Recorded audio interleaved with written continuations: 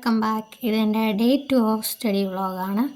അപ്പോൾ നമ്മൾ നേരത്തെ ഉണ്ടാക്കി വെച്ചിരുന്ന സ്റ്റഡി ടൈം ടേബിൾ വെച്ചിട്ട് ആദ്യത്തെ ദിവസം നമ്മൾ കംപ്ലീറ്റ് ചെയ്തു. രണ്ടാമത്തെ ദിവസം ഇന്ന് കംപ്ലീറ്റ് ചെയ്യുമായിരുന്നു.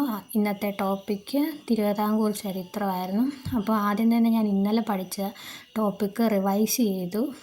ജസ്റ്റ് ഒന്ന് വായിച്ച് അതൊന്ന് റിവൈസ് ചെയ്തു. അത് കഴിഞ്ഞിട്ട് ഞാൻ ഇന്നത്തെ ടോപ്പിക്ക് എടുത്ത് അതിൻ്റെ നോട്ട്സൊക്കെ പ്രിപ്പയർ ചെയ്യാൻ തുടങ്ങി.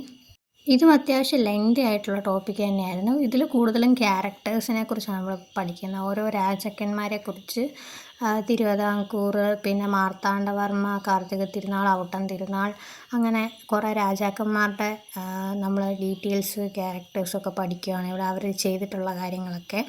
പൊതുവേ ഞാൻ ഒറ്റ സ്ട്രെച്ചിന് ഇന്ന് പഠിക്കാത്തതാണ്, പക്ഷേ ഇന്ന് എന്തോ ഇത് തീർക്കണമെന്ന് തോന്നി. അതുകൊണ്ട് ഒരു ഇരിപ്പിരുന്നിട്ട് ഏകദേശം ഒരു 2 മണിക്കൂറും കൊണ്ടാണ് ഞാൻ ഈ തിയറി ഫുള്ള് കംപ്ലീറ്റ് ചെയ്തത്. റാങ്ക് ഫയലിൽ നോക്കി വായിച്ചു വിടുമ്പോൾ ജസ്റ്റ് വായിച്ചു വിടുക എന്നതേ ഉള്ളൂ. അതുകൊണ്ട് ഞാൻ മാക്സിമം എന്നെക്കൊണ്ട് പറ്റുന്ന പോലെ ചെറുതായിട്ട് നോട്ട്സ് എഴുതിപ്പോയി. അതാകുമ്പോൾ പിന്നീട് വായിക്കുമ്പോഴായാലും ഈ നോട്ട്സ് നോക്കുമ്പോൾ നമുക്ക് അത്യാവശ്യം ക്യാച്ച് ആയിട്ടുള്ള പോയിൻറ്റ്സ് വെച്ചിട്ട് ഇത് പിന്നെ ഒന്നുകൂടെ റിവൈസ് ചെയ്യാൻ പറ്റും. അപ്പോൾ പിന്നീട് റിവൈസ് ചെയ്യുമ്പോൾ ഇത് ഉപകാരപ്പെടുന്നതായിരിക്കും.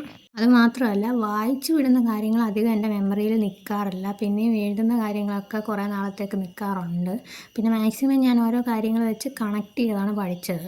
കൂടുതലും ഇയേഴ്സും ആൾക്കാരുടെ പേരും സ്ഥലങ്ങളുടെ പേരും ഒക്കെ ആയതുകൊണ്ട് തന്നെ കണക്ട് ചെയ്ത് പഠിച്ചു പോയില്ലെങ്കിൽ അപ്പം തന്നെ മറന്നു പോകും. എല്ലാവർക്കും ഇല്ല, പക്ഷേ ചില ആൾക്കൊക്കെ ഹിസ്റ്ററി പഠിക്കുന്നത് നല്ല മടുപ്പായിരിക്കും. പക്ഷേ എനിക്ക് കുഴപ്പമില്ല, എനിക്ക് ഹിസ്റ്ററി പഠിക്കുന്നത് കുറച്ചുകൂടി ഇഷ്ടമാണ്. അതുകൊണ്ട് തന്നെ ഈ ടോപ്പിക്കൊക്കെ എനിക്ക് അത്യാവശ്യം പോകുന്നുണ്ട്. പിന്നെ ഇതെല്ലാം കൂടെ പഠിച്ച് വെച്ചിട്ട് ലാസ്റ്റ് ഓർമ്മയുണ്ടാകുമോ എന്നൊരു ഡൗട്ടേ ഉള്ളൂ. അതിനുവേണ്ടി ഞാനൊരു PYQ സെക്ഷൻ കൂടെ കണ്ടക്ട് ചെയ്തിട്ടാണ് ഇന്നത്തെ സ്റ്റഡി സെക്ഷൻ തീർക്കുന്നത്. ഇന്ന് അത്യാവശ്യം നല്ല മഴയായിരുന്നു, അതുകൊണ്ട് എനിക്ക് പുറത്തോട്ട് ഇറങ്ങാൻ പറ്റിയതേ ഇല്ല. റൂമിനകത്തിരുന്ന് പഠിക്കുന്നത് അത്യാവശ്യം നല്ല സ്ട്രെസ്ഫുള്ളാണ്. ഇതൊരു ചലഞ്ച് തന്നെയാണ്.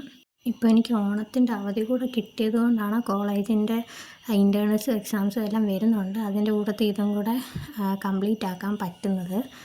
ഇനിയിപ്പോൾ അതുപോലെ സമയം കിട്ടുമോ അറിയത്തില്ലെങ്കിലും സ്റ്റഡി ടൈം ടേബിൾ എഴുതി ഇട്ടിട്ടുള്ളതുപോലെ മാക്സിമം ഞാൻ ഓരോ ടോപ്പിക്കും തീർക്കാൻ നോക്കും. അതുകൊണ്ട് എന്നെക്കൊണ്ട് പറ്റുന്ന പോലെ വീഡിയോസ് അപ്ലോഡ് ചെയ്യുന്നതായിരിക്കും. പിന്നെ എനിക്കിങ്ങനെ വീഡിയോ എടുക്കുമ്പോൾ ഉള്ളൊരു ബെനിഫിറ്റ് എന്ന് വെച്ചാൽ വീഡിയോ എടുക്കുന്ന കൂട്ടത്തിൽ തന്നെ എന്തെങ്കിലുമൊക്കെ പഠിക്കാൻ എന്നെക്കൊണ്ട് പറ്റുന്നുണ്ട്.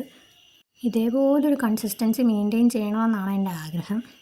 PSC പഠിത്തം ഒരു എക്സ്ട്രാ എഫേർട്ട് ആയതുകൊണ്ട് തന്നെ എപ്പോഴെങ്കിലും ഒക്കെ ഇത് ഡ്രോപ്പ് ചെയ്തിട്ട് പോകാൻ ചിലപ്പോൾ ഒരു തോട്ട് വരും.